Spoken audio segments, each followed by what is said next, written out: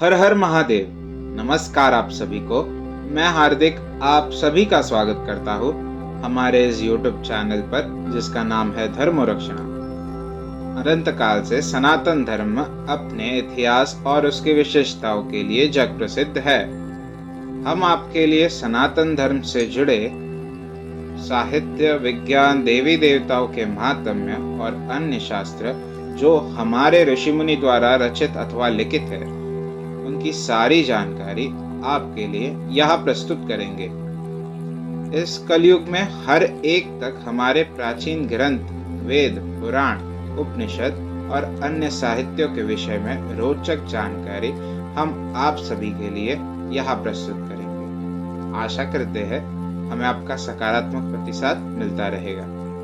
हर हर महादेव। श्री रुद्र संहिता तृतीय खंड 40वां अध्याय। भगवान शिव की बारात का हिमालयपुरी की ओर प्रस्थान। ब्रह्मा जी बोले, हे मुनि श्रेष्ठ नारद, भगवान शिव ने कुछ गणों को वहीं रुकने का आदेश देते हुए नंदीश्वर सहित सभी गणों को हिमालयपुरी चलने की आज्ञा दी। उसी समय गणों के स्वामी शंकरण करोड़ों गण साथ लेकर चल दिए। फिर भगवान शिव की आज्ञा पाकर गणेश्वर, शंकरण, केक राक्षस, विकृत, विशाख, पारिजात, विकृतानंद, धुमधुम्ब, कपाल, संदारक, कंदुक, कुंडक, विष्ठंभ, पीपल, सनादक, आवेशण, कुंड, परवर्तक, चंद्रतापन, काल, कालक, महाकाल, अग्नि, अग्निमुख, आदित्य मूर्धा, गन्वाह, संहा, कुमुद, अमोघ, कोकिल, सुमंत्र, काकपादोदर, संतानक, मधुपिंग, कोकिल, पूर्णभद्र, नील, चतुर्वक्त्र, कर्ण, अहिरोमक, यज्जवाक्ष, शतमन्यु, मेघमन्यु,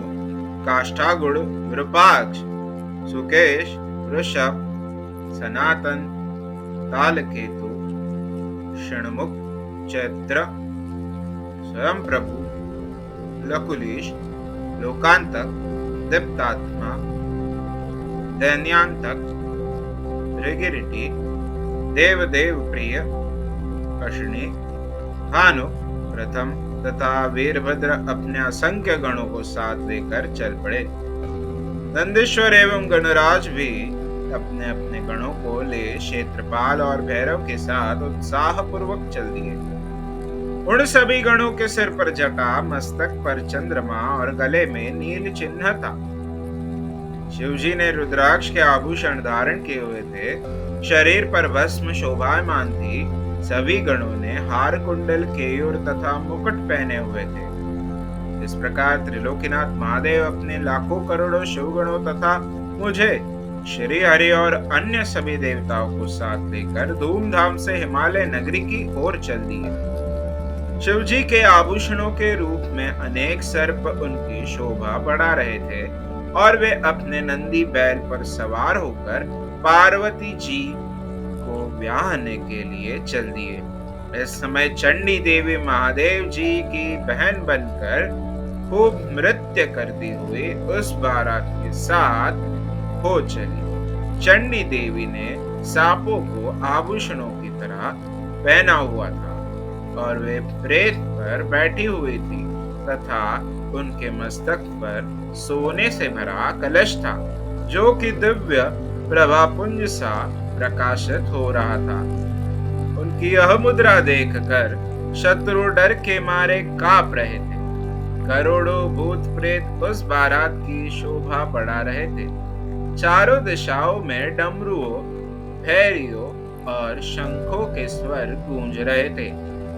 उनकी ध्वनि मंगलकारी थी जो विघ्नों को दूर करने वाली थी। श्री हरि विष्णु सभी देवताओं और शिवगणों के बीच में अपने वाहन गरुड़ पर बैठकर चल रहे थे।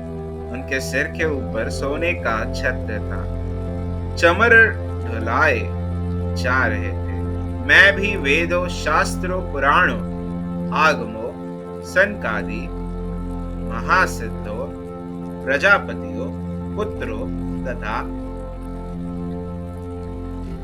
अन्यान्य परिजनों के साथ शोभायमान होकर चल रहा था। स्वर्ग के राजा इंद्र भी ऐरावत हाथी पर आभूषणों से सज धज कर बारात की शोभा में चार चांद लगा रहे थे। भक्तवत्सल भगवान शिव की बारात में अनेक ऋषि मुनि और साधु संत भी अपने दिव्य तेज से प्रकाशित होकर चल रहे थे। देवादिदेव महादेव जी का शुभ विवाह देखने के लिए शाकिनी, यातुधान, बैताल, ब्रह्म राक्षस, भूत, प्रेत, पिशाच, प्रमथ आदि गण